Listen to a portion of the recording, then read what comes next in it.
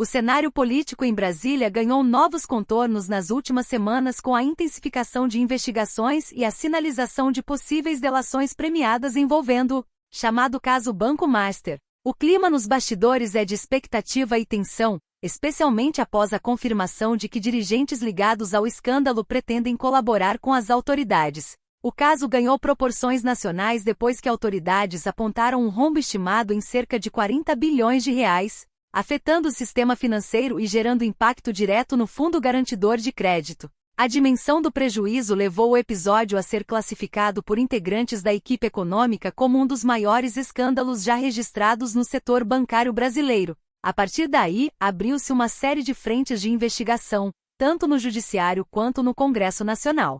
Entre os desdobramentos mais recentes está a decisão de 2 ex-dirigentes do INSS, atualmente presos, de aderirem à delação premiada.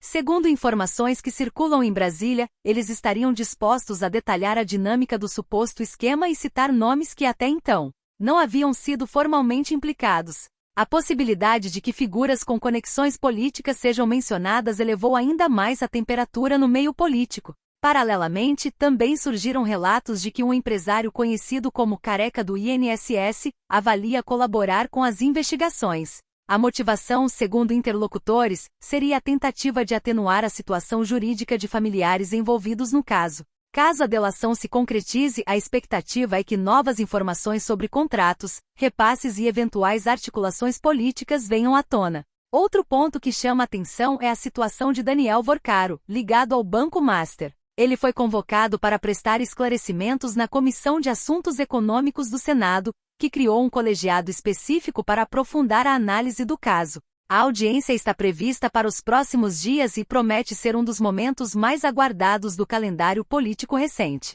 A criação desse colegiado paralelo dentro da Comissão de Assuntos Econômicos tem como objetivo examinar as falhas de fiscalização que permitiram que o banco operasse de forma irregular por tanto tempo. Parlamentares querem entender como o rombo alcançou cifras bilionárias sem que os mecanismos de controle tivessem atuado com maior rigor. Nos bastidores, comenta-se que a oitiva de Vorcaro poderá abordar não apenas aspectos técnicos da gestão do banco, mas também eventuais vínculos políticos e relações institucionais mantidas ao longo do período investigado. A depender do conteúdo de seu depoimento, o impacto pode ultrapassar o âmbito econômico e alcançar diretamente o cenário político nacional. Além disso, decisões judiciais recentes ampliaram o alcance das investigações. Autorizações para quebra de sigilo e compartilhamento de informações entre instâncias reforçaram a percepção de que o caso está longe de ser encerrado. Ministros do Supremo Tribunal Federal e integrantes do Ministério Público acompanham de perto cada novo movimento. No Congresso, lideranças partidárias observam com cautela o avanço das apurações. Há preocupação com possíveis desgastes institucionais, sobretudo se nomes de peso forem formalmente implicados. Ao mesmo tempo, parlamentares defendem que a transparência e o devido processo legal sejam preservados, garantindo o direito de defesa a todos os citados. Analistas políticos avaliam que o caso Banco Master pode se tornar um divisor de águas na relação entre executivo, legislativo e judiciário. Dependendo das revelações que venham a público, o episódio pode influenciar alianças, estratégias eleitorais e até mesmo a configuração das lideranças no Senado e na Câmara. Por enquanto, o que se tem é um cenário em movimento. Delações em negociação, depoimentos agendados, relatórios sob análise e uma opinião pública atenta. O desfecho ainda é incerto, mas uma coisa é clara: o caso Banco Master já ocupa lugar central na agenda política e econômica do país. E seus próximos capítulos prometem repercussões significativas para o Brasil. Haddad admite candidatura ao governo de SP após pressão de Lula e reacende debate sobre a estratégia do PT para 2026. O ministro da Fazenda, Fernando Haddad, confirmou nesta segunda-feira, 2 de março, que está avaliando o pedido do presidente Luiz Inácio Lula da Silva para disputar o governo de São Paulo em 2026. A declaração foi feita antes de uma aula magna na Faculdade de Economia, Administração e Contabilidade da USP, e acendeu o alerta no cenário político paulista. Segundo Haddad, Lula antecipou em jantar recente que deseja discutir a situação de São Paulo em uma reunião que deve contar também com o vice-presidente Geraldo Alckmin, embora o ministro tenha dito que ainda não tomou decisão. O simples fato de admitir a possibilidade reforça a percepção de que o PT trata o maior estado do país como peça estratégica para sustentar o projeto nacional de poder. Haddad afirmou que não tinha intenção inicial de participar da disputa estadual. No entanto, ressaltou que, por ser amigo de tantos anos do presidente, não pode ignorar a opinião de Lula. A declaração evidencia o peso da liderança do presidente nas decisões do partido e reforça a leitura de que a candidatura pode ser mais uma movimentação estratégica do Planalto do que uma decisão pessoal do ministro. Nos bastidores, analistas apontam que São Paulo se tornou prioridade absoluta para o PT por duas razões. Primeiro, por concentrar o maior número de eleitores do país. Segundo, porque o estado é governado por um aliado do ex-presidente Jair Bolsonaro, o governador Tarcísio de Freitas. Uma eventual candidatura de Haddad teria como objetivo enfraquecer a oposição em seu principal reduto eleitoral e fortalecer o palanque de Lula para 2026. A movimentação ocorre em um momento delicado para a economia. Haddad é o principal responsável pela política fiscal do governo e pela condução do novo arcabouço fiscal. Críticos argumentam que deixar o Ministério da Fazenda em ano eleitoral poderia gerar instabilidade e comprometer ainda mais a confiança do mercado, que já demonstra cautela com o crescimento das despesas públicas. Ao comentar o avanço do senador Flávio Bolsonaro nas pesquisas para a disputa presidencial, Haddad classificou como prematuro analisar os números neste momento. Para setores mais à direita, no entanto, o crescimento de nomes ligados ao bolsonarismo indica insatisfação de parte da população com o rumo econômico do país e com a condução política do governo federal. Haddad também afirmou que Lula fez um governo superior ao anterior em todos os aspectos, citando crescimento econômico, emprego e programas sociais.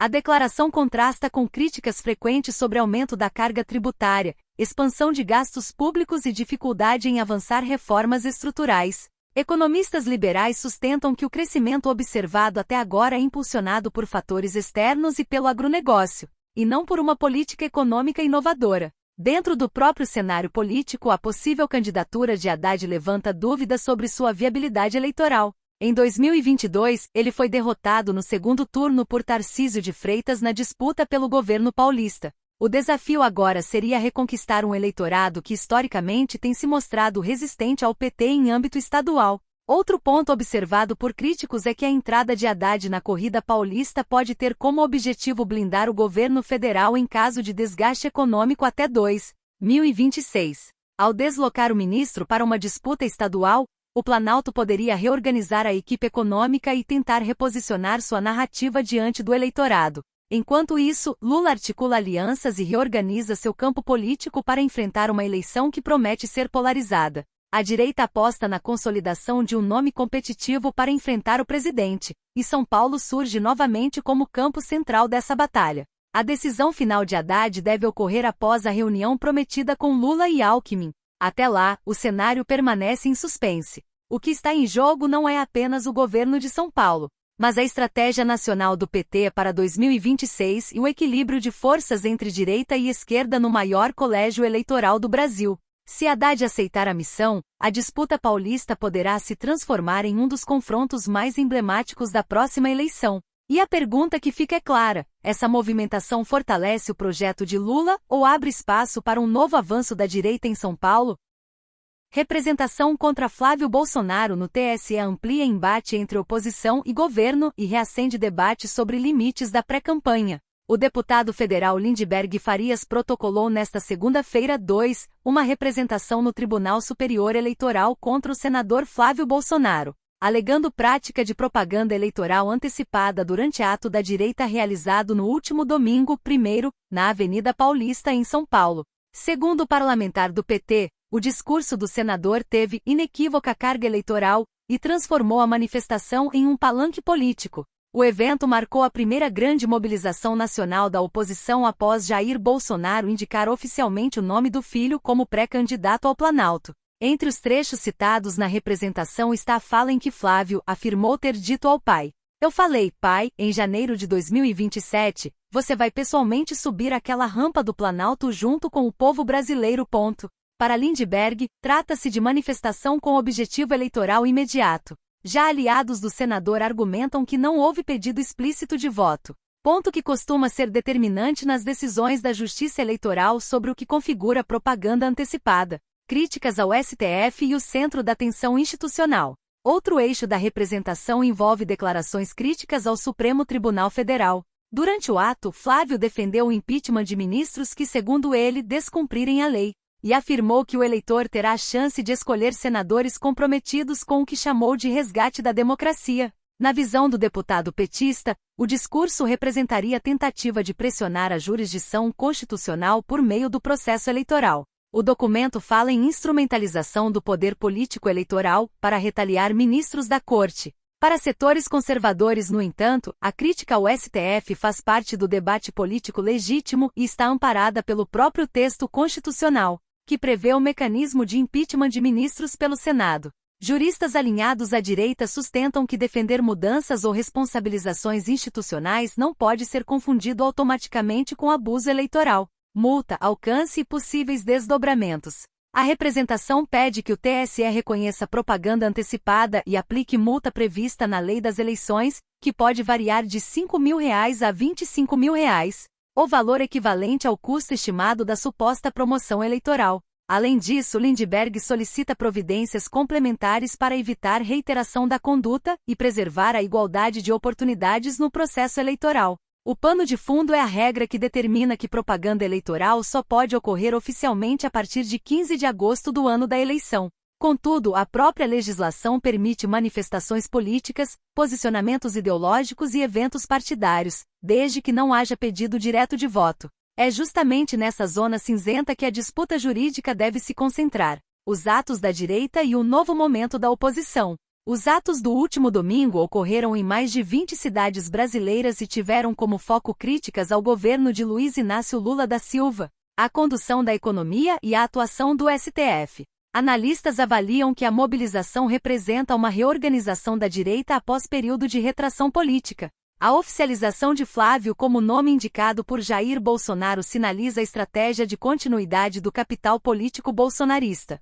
Agora com discurso mais institucional e foco em pautas como liberdade de expressão, segurança jurídica e limites ao poder do judiciário. Judicialização da política ou fiscalização necessária? O caso reacende um debate que tem se tornado recorrente no Brasil. Até que ponto o judiciário deve intervir no discurso político antes do período oficial de campanha? Para parlamentares da oposição, a representação apresentada por Lindbergh faz parte de uma estratégia de judicialização preventiva para conter o crescimento de um adversário político nas pesquisas. Para governistas, trata-se de garantir isonomia e evitar vantagem indevida. O TSE terá agora a responsabilidade de definir se houve extrapolação dos limites legais ou se o episódio se enquadra no direito constitucional de manifestação política.